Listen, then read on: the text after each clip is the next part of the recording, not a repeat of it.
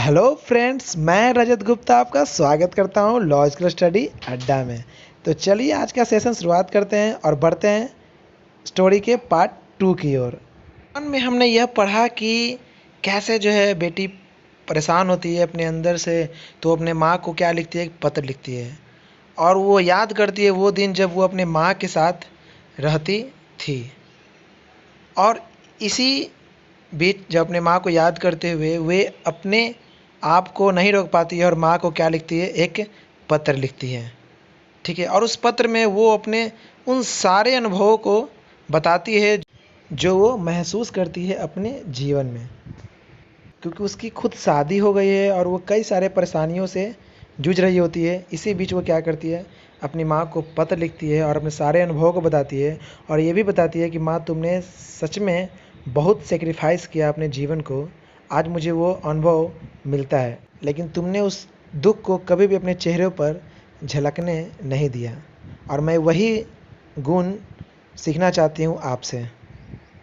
और इसके बाद हम लोग आगे बढ़ते हैं इस कहानी की ओर। तो ये इसके कुछ पहले की घटनाएं थी पार्ट 1 में जो मैंने आपको बताया।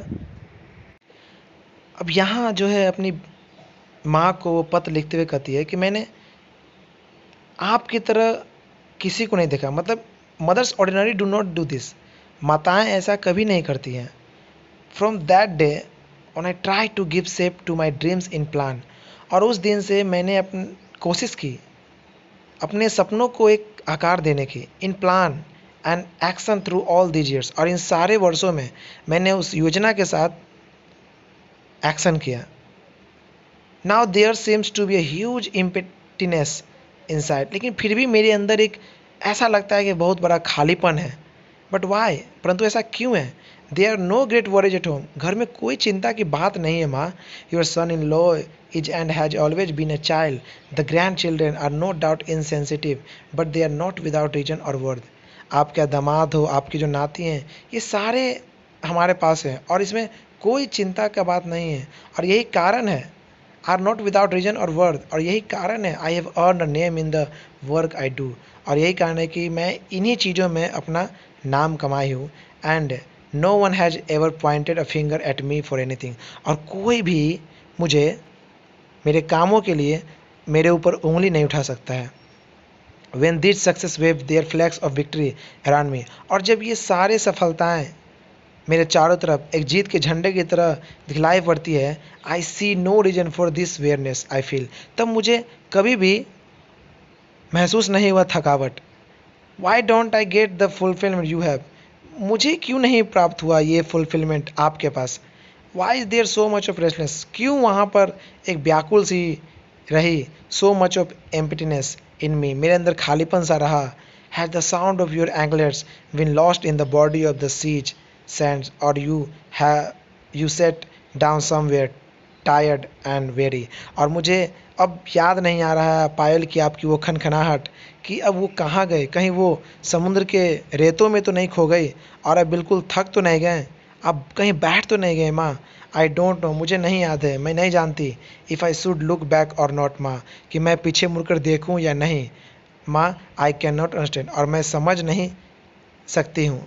मतलब वो यहाँ पर बता रही है अपने अंदर की वो सारी चीज़ों को कि माँ, मैंने सारा चीज़ आपसे सीखा है, जैसे आप अपने घर को संभालती थी मैंने वहीं से सीखा है, और मैं भी अपने घर को इतने अच्छे से संभाल पाई हूँ कि मेरे ऊपर कोई भी उंगली उठा नहीं सकता है। लेकिन माँ, फिर भी मुझे तुम्हारी याद आती है, तुम्हारे उस पायल की आवाज़ आती है जब मैं दिन भर तुम्हें भाग कर काम करते हुए देखती थी।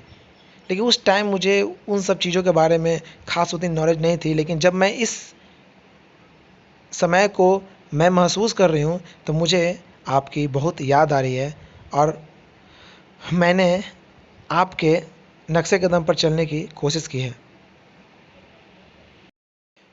बेटी कहती है, if I should look back और नॉट माँ, कि मुझे पीछे मुड़कर देखना चाहिए कि नहीं।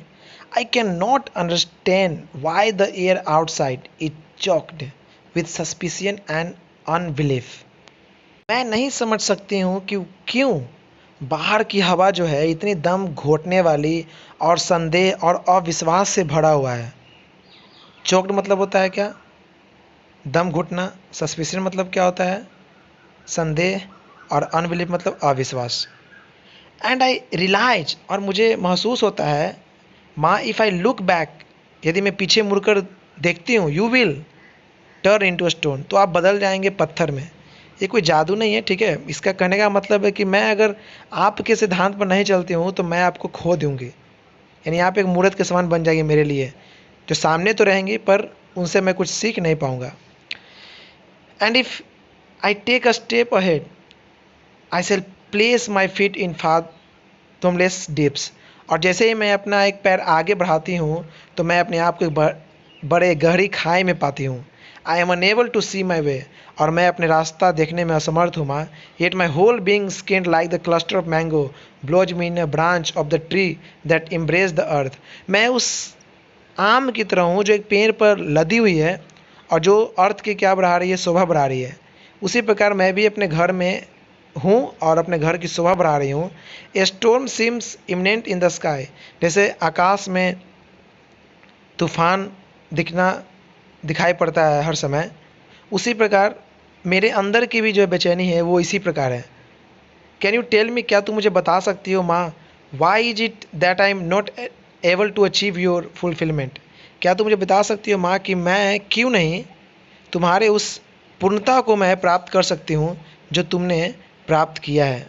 वाट हैव आई डन माँ, क्या करूँ माँ, वाई कांट, क्यों नहीं मैं कर सकती जैसे तुम करती हो। Why is this awareness of mind, यह जो थकावन है वो मेरे ऊपर क्यों दिख रहा है, मुझे बताओ माँ, मैं तुमसे जानना चाहती हूँ। ऐसा बेटी कह रही है अपनी माँ से। ये पत्र के लास्ट में उसने लिखा, योर डॉटर, आपकी बेटी। अभी स्टोरी ख़त्म नहीं हुआ है, आगे भी है। जब ये पत्र जो माँ को मिलती है तब देखिए उस टाइम का सिचुएशन, माँ क्या सोच रही है उस टाइम, सिर्फ सोच रही है, कुछ लिखी नहीं है अभी, ठीक है। तो आप उसको इसी अंदाज में समझिएगा। The world appeared more blood to माँ, देखो पहले से ही वो बूढ़ी हो चुकी थी तो ये दुनिया पहले उनके लिए धुंधली सी थी, ठीक है। When she read the letter in the already, और जब ये उन्हें पत्र मिला तो उनके लिए ये और भी ब्लर हो चुकी थी। लाइट ऑफ हर आइज, क्योंकि उनकी आंखों की जो रोशनी थी वो काफ़ी कम हो चुकी थी, तो इसलिए वो लेटर पढ़ने में थोड़ी सी डिफ़िकल्ट थी इनके लिए। Her daughter's ruffled hair falling across her sweet covered face suddenly dance before her, लेकिन जैसे ही उन्होंने अपनी बेटी का पत्र पढ़ा तो उनके चेहरा, उनके बेटी का चेहरा जो है उनके सामने डांस करने लगा, और उन्हें याद आने लगा कि कैसे जो है उनके चेहरे पर के बाल जो है उसके फेस पर आते थे और उसे बार बार वो हटाती थी, और काफ़ी प्यारा सा चेहरा उस टाइम नज़र आता था। At times she had seen the glint of a tear in those eyes half hidden by the long year, और उनकी जो बेटी है उनके लंबे लंबे बाल थे, और उस टाइम जब उसे कुछ होता था तो वो रोती थी, और उस टाइम जो है माँ she had appear not to notice it, और वह ऐसा प्रतीत करती थी, मतलब ऐसा दिखलाती थी अपनी बेटी को कि वह उनके आंसू को नोटिस नहीं कर रही है। क्या प्यार था उस time. A clay figure can be set right, एक मिट्टी का पुतला जिसे दोबारा ठीक किया सकता है। If the mind is torn apart by little things not being a flesh and blood, मतलब मांस और खून का बना एक मनुष्य उससे ठीक नहीं किया सकता है। So she had accepted the ways of life, इसलिए वो जीवन के इस रूप को स्वीकार करे, एंड हैड रिमेन्ड साइलेंट, और शांत रहे। बट वाट वॉज दिस, परंतु यह क्या है। Her daughter was never the one to be exhausted after these many years, इतने सालों में वो कभी भी अपने बेटी से क्या नहीं कर पाई है, मिल नहीं पाई है, ठीक है। When then had brought on the fatigue in her, और इस बात के लिए उसे अपने बेटी की वो चीज़ें याद आती है जो वो बचपन में उसे देखा करती थी। And where did she her self have the strength both in mind and body that she would rush off, और वो समझ नहीं पा रही है कि अब जो है वो कैसे दौड़ कर चले जाए अपने बेटी के पास, क्योंकि अब जो बेटी है बहुत दूर है और अब उसका जो मन है यानी कि मानसिक तौर पे और शारीरिक तौर पे अब वो उतनी मजबूत नहीं है उनकी माँ। गेटिंग ओवर ए 2 days लॉन्ग जर्नी, क्योंकि अब जो यात्रा है वो 2 दिनों की है अपनी बेटी से मिलने का। Couldn't her daughter understand how difficult, और बेटी लेकिन समझ नहीं सकती है कि कितना कठिन है। It was for her to travel, उसके लिए यात्रा करना, एंड बी नियर हर, और उसके पास रहना। यानी अब बहुत तकलीफ है कि अब वो अपनी बेटी के पास रह सकती है, क्योंकि अब ना उनका शरीर सही से काम करता है और ना आंखें काम कर रही है, ना मानसिक तौर पे वो सही से वर्क कर पा रही हैं। तो that's a problem with her. चलिए अब आगे पढ़ते हैं। नेक्स्ट, माँ वाइप्ड हर ग्लासेज, माँ अपने चश्मे को पोंछती है, and read the letter again, और दोबारा उस पत्र को पढ़ती है। Some conceal pain made her shiver, कुछ ऐसे दर्द जो छुपे हुए थे उनके दिल में, उसे याद करके वो कपकपा जाती थी। Time and again she went into the puja room, और फिर से उन्हें वो बातें याद आई और वो दोबारा गए अपने पूजा रूम में चली गई थी। एंड शट द डोर, और दरवाजे को बंद कर ली। लॉकिंग हर सेल्फ इन, अपने आप को पूरी तरह से लॉक कर लिया दरवाजे के अंदर। हर गॉड्स फेस वॉज अनचेंज, आज जो वो दृश्य दिख रहा था भगवान का वो अपरिवर्तित दिख रहा था, एज ऑफ एवरी डे, हर दिन की तरह। Until today she had told him all, now she had to tell her daughters few things sitting before him।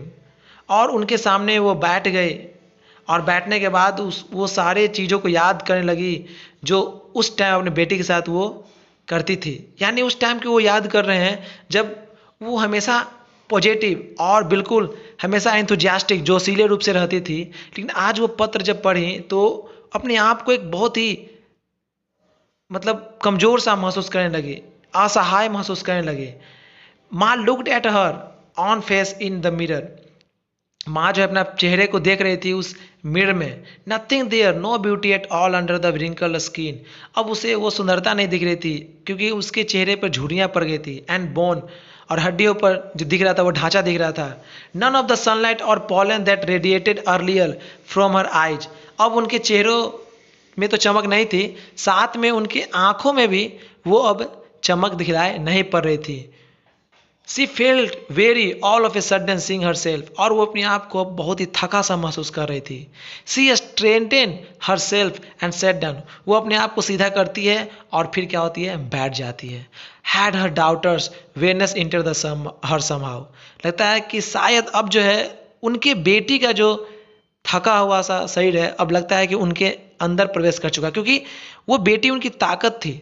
और जब बेटी ऐसा पत्र लिख रही थी तो लग रहा था कि अब माँ जो है वो काफ़ी थक गई है यह सुनकर।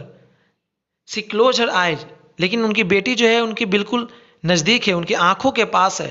And looked at her God and saw her daughters face, वो अपने आप क्या कर रही है, अपने अंतरात्मा से क्या कर रही है, अपने बेटी को याद कर रही है, उसके चेहरे को याद कर रही है।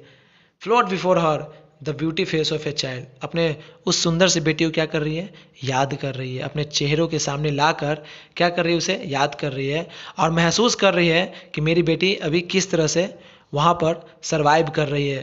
ठीक है, मतलब बहुत ज़्यादा अब वो थोड़ा सा अवेयरनेस हो गई है, मतलब थक चुकी है, ऐसा उसे फील हो रहा है। क्योंकि अब जो है उसका शरीर पहले की तरह नहीं रहा कि वो भाग दौड़ करके अपने बेटी को क्या कर सके, मोटिवेट कर सके, उसे इंस्पायर कर सके, उसे हमेशा एनर्जेटिक रख सके, क्योंकि अब वो खुद जो है असमर्थ हो चुकी है। चलिए अब नेक्स्ट पार्ट की ओर बढ़ते हैं। तो वीडियो को लाइक शेयर जरूर करते रहिएगा, ठीक है, और बाकी बच्चों को भी इसे शेयर कीजिएगा और सब्सक्राइब तो बिल्कुल कीजिएगा, ठीक है, कोई कंजूसी नहीं करना है सब्सक्राइब करने में।